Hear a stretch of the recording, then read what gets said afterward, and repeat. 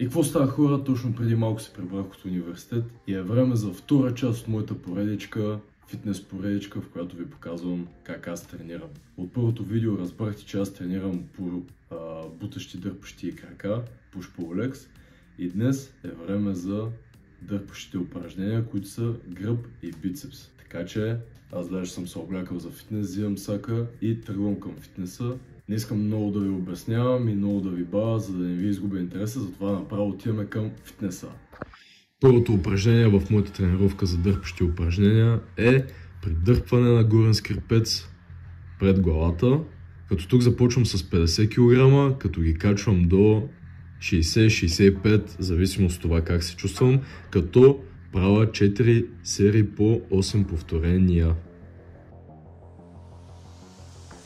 След това аз обичам да правя това упражнение, което отново не му знам името, за което ще ме извините. Като мисля, че това също е доста добро упражнение за нашия гръб. Като тук правя за всяка ръка по 8 повторения, отново 4 серии, като килограмите са между 60 и 70 кг за едната ръка. Доколкото си спомням, може би преувеличих между 50 и 60. Да, нека го оставим на 50 и 60 кг.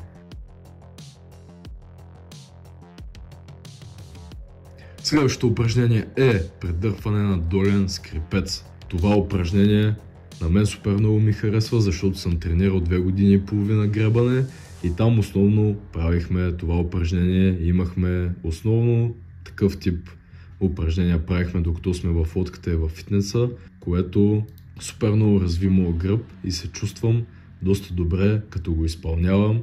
Мисля, че килограмите са между 50 и качвам до 60-65 кг. И отново в зависимост от това как се чувствам, дали тренирам сутрин или тренирам вечер и как също ми е протекал деня, дали съм имал стрес, дали съм нямал стрес. Но някъде между 50 и 60 кг. Това упражнение също е доста подобно на гребането, но обаче на друга машина и мисля, че за друга част на гърба. Отново се чувствам доста добре докато правя това упражнение. Както виждате, и гърба ми се чувства доста добре. Като цяло тренировката за гръб е правя с голямо желание, защото наистина виждам най-големи резултати в моя гръб и съм доста доволен от това, което съм постигнал. Така, следващата мускулна група, която засягаме в нашата дърпаща тренировка е бицепса. Като започваме с вдигане на прав лост за бицепс. Правя с 25 кг, като качвам до 30 кг. Отново в зависимост дали се чувствам добре или не. Отново правя 4 серии по 8 повторения, като гледам да не движа много лактите и рамото и цялото натоварване да отива в бицепса. Тук последните повторения малко се измъчих, но няма как. И последното упражнение в тази тренировка е пак за бицепс. На отлежанка вдигам тези дъмбели, които виждате, че са 10 кг. Също така мисля, че това е доста добро упражнение, защото изолира бицепса. Не позволява толкова да участва рамото в самото вдигане на дъмбелите. И тук вече излизаме от фитнеса, това е изхода на фитнеса. Искам само да видите колко елегантно е направен и колко красиво. И тези барбарончета са уникални, няколко пъти съм седал след тренировка да си почина. Наистина обстановката е доста готина. Така че ако си в студентски град, определено отиди и го виж.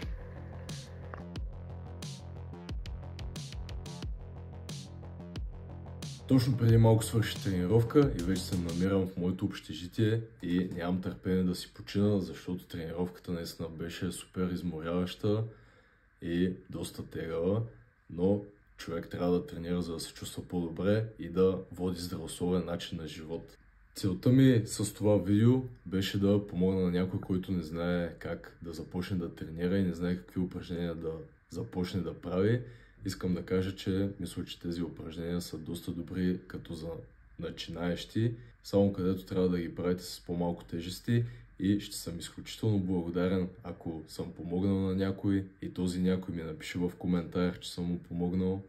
Затова направих това клипче, за да помогна на някой, който наистина не знае как да започне и Се надявам да ви е харесало. Ако е било така, със сигурност му дайте лайк, абонирайте се с камбанка. Благодаря ви супер много за гледането и бай-бай!